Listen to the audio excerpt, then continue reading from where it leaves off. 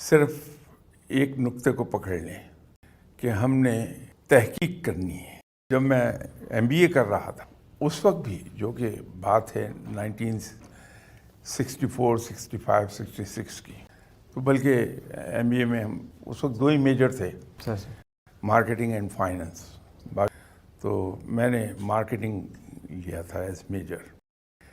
کہ کسی بھی کمپنی کی جو پروڈکٹ ہے، ایک ایگزامپل بڑی خوبصورت دی ہوئی تھی. یورپ میں جتنی بھی لیڈنگ کمپنیز تھیں سر، ان سب کے بجٹ میں R&D کے لیے 2% آف دی بجٹ انہوں نے مختص کیا ہوتا تھا، کیونکہ ہر پروڈکٹ کا ایک لائف سائیکل ہے.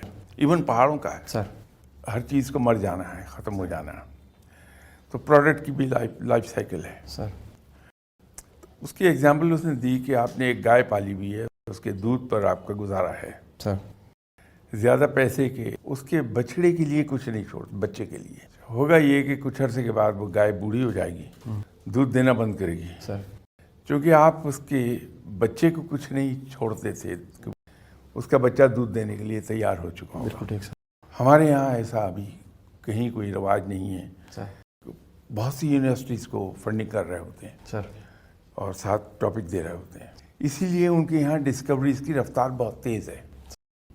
جائز چیزوں سے بھی محروم ہو جاتے ہیں خود بخود. سر